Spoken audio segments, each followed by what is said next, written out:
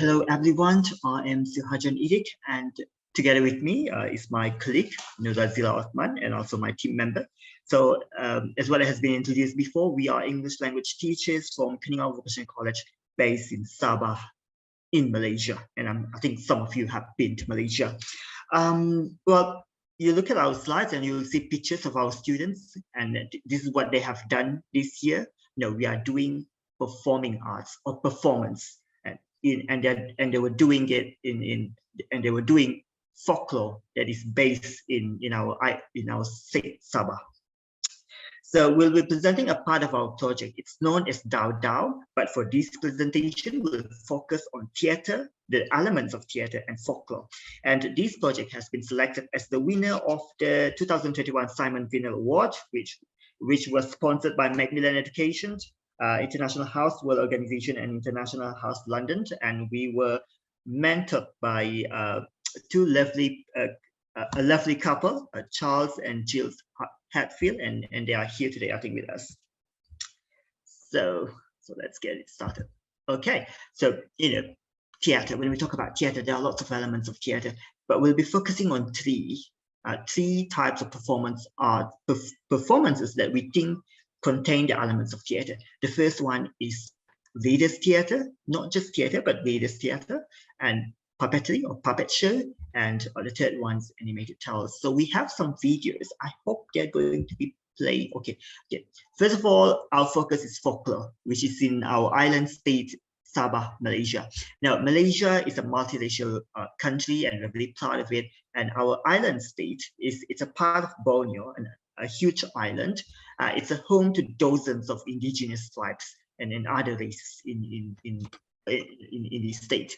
And all of the indigenous tribes, they speak their own indigenous languages, and we feel that they're speaking their own indigenous languages. They are speaking the Malay language, which is our national language, and they're also speaking English. They're also learning English language, which is our second language. But for some of them, they see it as a foreign language. So we feel like doing this kind of project, it will help them to bridge their ethnic identities with the English language, which they tend to perceive as foreign language. So that will bring them together. So readers theater, I think you know what readers theater is. It's performing. You have a script, you get the students to perform the script, but without props and costumes. They need to focus on, they will have to do some acting, and they will have to deliver it with some emotions, but there's no prop and costume. And usually the best readers theater is the one where the script has a lot of dialogues. So there were two ways of doing it, which is the one that we are very familiar with, face-to-face way of doing it, like what you have seen in this slide on the right side, and then you can do also as on a virtual platform. So I'm going to play the video, and I hope it will play just okay. Let me help you with the barrel, for I have no burden. You have such a big heart. I clearly could use some help. He offered to help plant the seeds, and he went to fetch water. So the lady could water the seed. He was surprised because the seed immediately grew into a plant as tall as his knees. Were you guys able to hear the audio of the video? Yes. Okay. So that's face-to-face readers theater, and the other one we did it on Zoom. Let me help you carry the firewood. Keep your distance away, whoever aggravate. The old woman then dropped the firewood and ran off. The unique being picked the firewood and followed the woman to her village to return it to. So yeah, that's a virtual readers theater. That's how we call it. So our students did it this year, and in 2021 our schools were closed for the second time for almost 4 to 5 months. So most of the students, they were at home, and we were doing online learning, and we thought that this project will be a good was a great activity for them. So readers theater, I've told you before what it is. It definitely helps to improve students' fluency, and it helps them to build their reading confidence because they have to read script out loud. And of course, there are certain parts that we have to look at when we want to assign our students and with leaders theater assignment. And other than the second one that we managed to get our students to do was puppet show. There are many types of puppet show, and our students did string puppet and stick puppet. So we're going to look at both of the videos that our students have done. Got you, cried Soyang as he scared a deer away by jumping on it when it was grazing in a meadow. Oops, didn't mean that.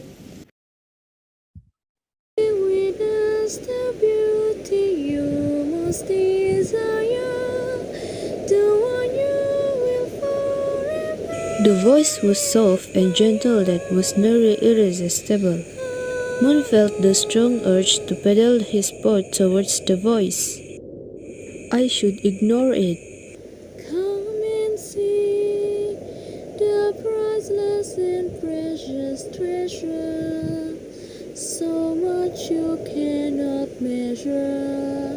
Come and help me. She really needs my help. I can't afford to leave someone in trouble. You will free me from this. Where are you? I'm coming to help you. Are you here to help me? So yeah, so our students did this, and these were not the entire videos. I just took snippets of the video. So it's amazing how the students were able to do this when they were at home, during our when the schools were closed and it was a national lockdown in Malaysia. So puppet show. The thing about puppet show, students, they were creating visual representation of the text of the script or of the story, where they were not just able to clarify the understanding of the text, they were able to demonstrate them by creating this visual representation. And the thing about puppets is that the students, they were learning English language, they were using English language, and they were speaking English language through puppets. Now, most of our students, especially in Malaysia, they feel very conscious when they speak English, and they're too scared when people look at their faces, facial expression, and so on, when they are making mistakes. But with puppets, it helps to bridge them, because they're speaking to the puppets. So it helps to make them feel less conscious, and at the same time helps to scaffold their learning. And the third one that we're going to look at is animated tales. So let's play the video. The Dragon of Mount Kinabalu, written and narrated by Fredo Fusawi, illustrated by Roswell Roselin. Centuries ago, in China, an emperor ordered his 3 sons to steal a gem from a dragon in Mount Kinabalu, located on Borneo. Whoever succeeds in bringing the gem to me will be the new emperor of this kingdom, said the emperor. The oldest son, Kun Wang, was the first to travel to the island with hundreds of strong warriors. Upon his arrival, the dragon attacked them. They had to hide in a jungle. I am not afraid of your warrior, roared the dragon. So our student who did this was a Chinese Malaysian. And if you notice, what's interesting about this story was that it's a Chinese story, but it's not from China. It's based in Borneo. It's based in Sabah. And this kind of story, because our focus is to get our students to embrace their cultural backgrounds, and we are not just focusing on the ethnic, the indigenous tribes, but people of any backgrounds. It's a good way to acknowledge diversity, regardless of where our students come from. The thing about animated tales is that when students do animated tales, they are actually, they are basically drawing, like they're doing illustrations, and that will actually help them to really understand the text and try to convey it through their drawings. And they're also able to personalize the text itself. And obviously it helps to spark imagination, and it helps them to learn vocabulary, and it helps them to actually remember longer of what they actually read. So for the next one, my colleague, my team member, Nurazila, is going to continue the presentation. So Nurazila, you are. Yeah. Hello, everyone. My name is Nurazila. You just can call me Zila. Okay, so I'm going to continue the presentation. The essential part of this activity is for students to actually modify a text to a theatrical script. So using several strategies that we will explain later, as you can see in the, as you can see in the slide right now, summarizing and paraphrasing, creating dialogue and monologue, describing the characters, narrowing the setting, as well as splitting the text into several scenes. The initial text on the left are meant to be longer, and we feel that it is better for us to make it shorter, so it can suit the theatrical performance. Here is an example of how a longer paragraph, which is on the right, is turned into a shorter one. So as you can see in the gray box, that is the longer version. Plus, we also, if you realize, if you manage to read the paragraph there, we also changed the gender. Okay, let's go through. He felt a strong gust of wind blowing, followed by the loud sound of someone sneezing. Gosh, what was that? Cried Potok as he woke up. He was upset that his sweet dream had turned into a nightmare. That was my brother, Sally, sneezing. He mustn't be able to sleep because it's cold.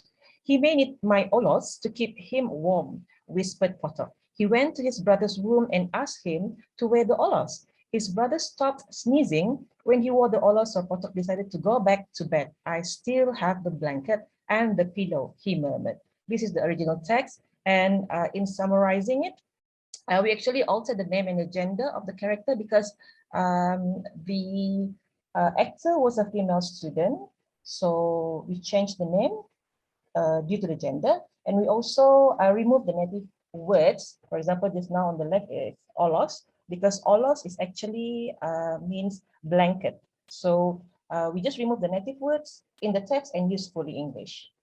So now it is stated here that to make the performance more interactive, we also switch reported speech to direct speech.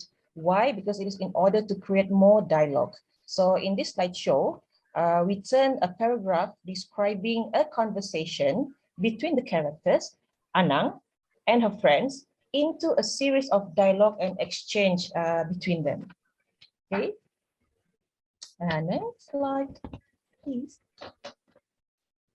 So more dialogue in the performance. Okay. There's Timbalun and Galap. These are actually the animated tales that we did, and we managed to include more dialogue in order to make them appear more interesting. We also include captions on them, so it is easier for the audience to follow and also to understand. Now for the next slide, it is creating monologue. So apart from dialogue, we also creating monologues for a specific character, especially the main character, also helps to deliver the story more effectively. In this virtual readers theater, why it is virtual? Because at that moment, most of our students are at home because of the MC or the movement control order. So this virtual readers theater shows how a scarecrow, a scarecrow in Bajau dialect or in Bajau language is also known as belek. Okay, so wonder about her own life. She asked herself, where did she come? Where does she belong? Will people like her, and so on. So she is creating a monologue. And for the next one, there are also many parts of a text that are in descriptive form, like what you can see from the slide here. But we turn this description into directed speeches. Then we create characters that will say these lines. It will actually make the performance more alive and more fun. On the left, as you can see, the spirit of the rice had many names, and one of them was Nurmani. The Bajau believed that the spirit was a female being who came down from the sky to look after the paddy. If she was treated well, she would nurture the crop to produce abundant harvest. People often praised her in their songs and chants, so she would always be pleased. Nevertheless, if Nurmani became upset and felt neglected, She might abandon the paddies, and this could cause terrible incident to befall the place, such as failed crop. So change it to direct speech. My grandmother told me that her name was Nurmani. She came down from the sky to look after the paddy. If she was treated well, there would be an abundant harvest. However, if Nurmani became upset, terrible things would happen. So remember to keep her happy all the time. So we are changed. It is changed from description to direct speech. Okay, so let's move on to the bringing out the characters. We don't show, actually in our project, we don't really show all the characters in the original text. When it comes to character, we usually just show the main characters, while some characters are taken out from the performance, or we will only be voice but no visual representation on the stage.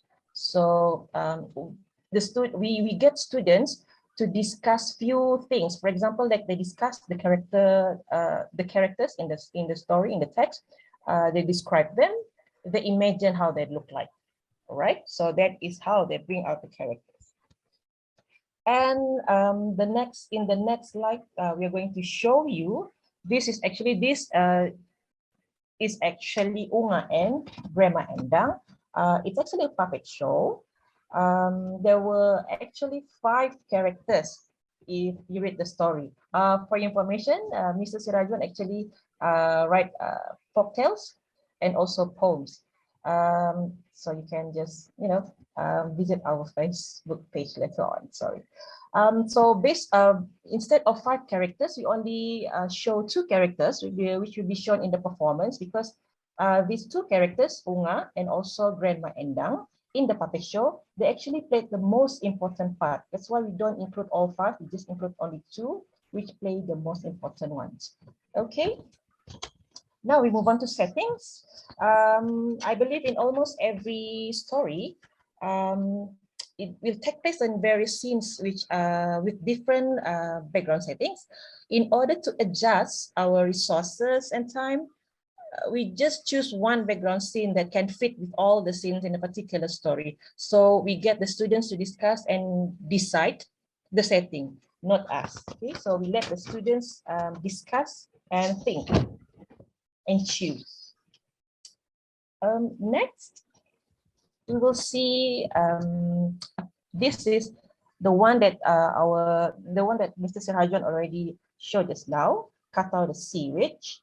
This puppet show, it actually took place on 3 different settings: land, sea, and island. So instead of having 3 settings, we just choose one, which is seashore, because it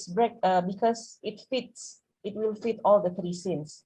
Okay, and we also have another story called Sumanga. Okay, the Sumanga. So there are 6 scenes here. In animated tales, we believe that it's important for us to split the text into several main scenes. Why? Because it is to determine the number of illustration that you will do for the animation. So what we did, we just do one illustration for one scene. For instance, in the story about Sumanga, a magical guardian, we split into 6 scenes. Scene number 1, a fishing village. Scene number 2, we just choose the storm and flood. Scene number 3, a man searching for Sumanga. Scene number 4, a man performing a magical ritual. Scene number 5, a man sailing a beautiful wooden boat. And last one, scene number 6, clear sky in the fishing village with the fishermen building and decorating their own boat.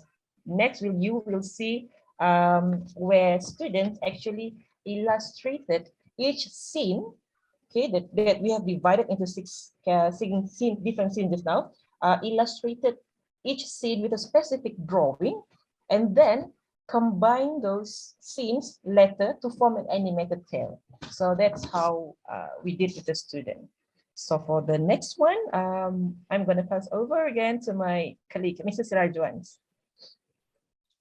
Okay, hello, yeah. So for the puppet show, these were our students. They were doing the At the puppet stage, they were doing the puppets, and they were also editing the videos for the puppet show, for the performance video. Since they were doing it at home, they performed it, they recorded it, and they sent us the video, the finished video of their performance. And with the latest theater, what we like most about it is that our students, they were very creative and they come up with these ideas. Could we put makeup just for us to portray the character better? So you can see from these pictures, the girl, she was playing a scarecrow character. So she's putting all this makeup just to make her look like a scarecrow. And then, they were putting makeup, like one of the girls, she was a fish. So she put up all this, makeup, and then the other girl, she was an old lady, so she tried to make herself look old. And then we were doing it, we were rehearsing, and then we're also recording it on virtual platform. Usually in Malaysia, we use Google Meet or Telegram, and sometimes Zoom, but most of the time it's Google Meet.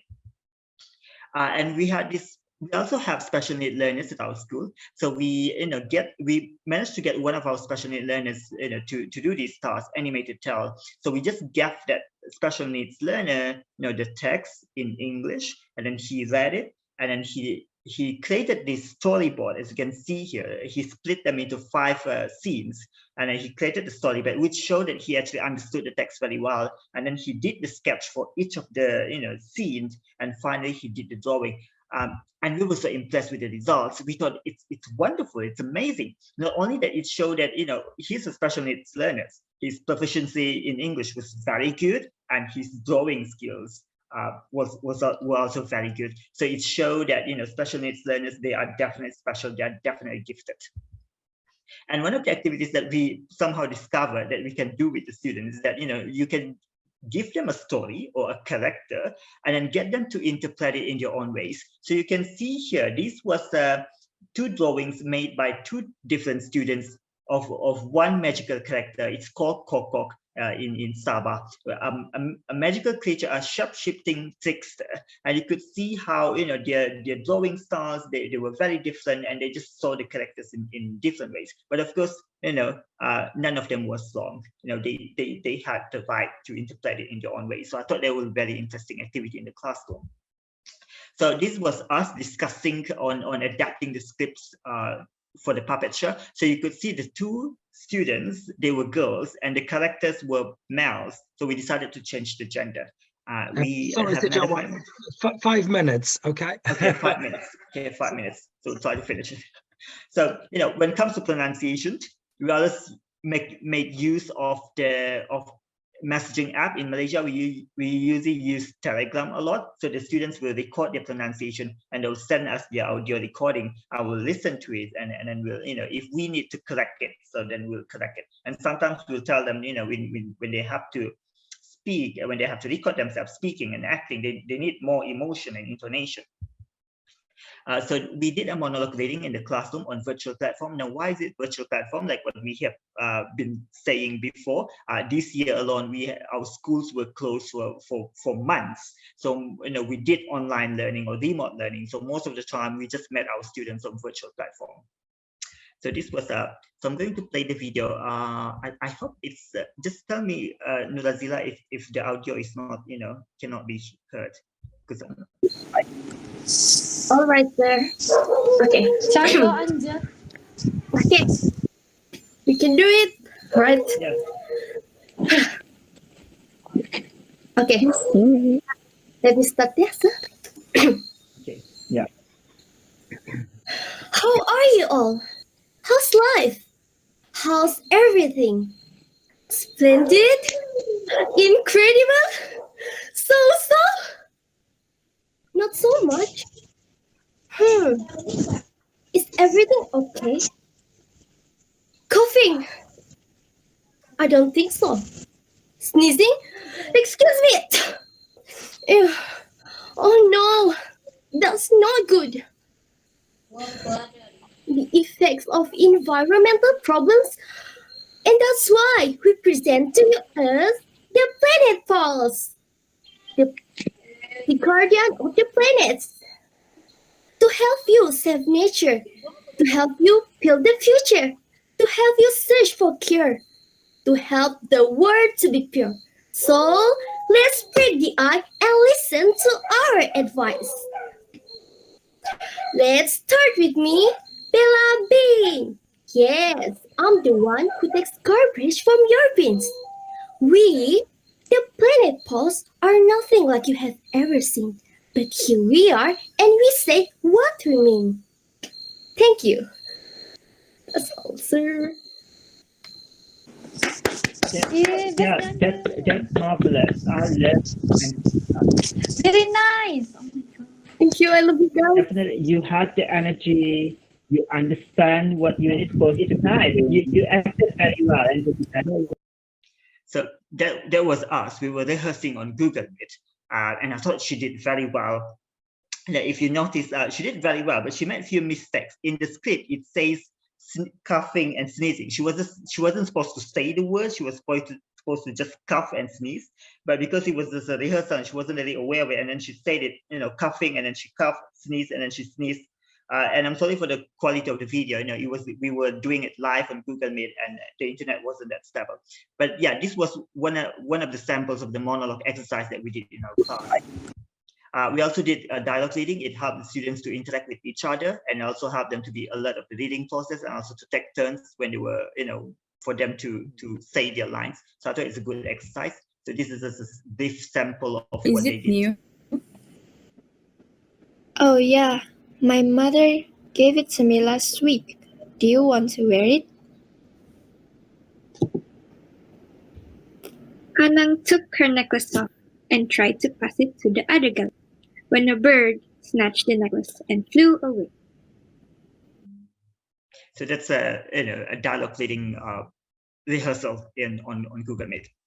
So our goal is to revive arts and also to get our students to learn English and also to appreciate their cultural identities and to understand and respect also other cultures. And I think that's very important because we teach a class of diverse backgrounds, and we're not just talking about ethnic backgrounds but diversity in many ways.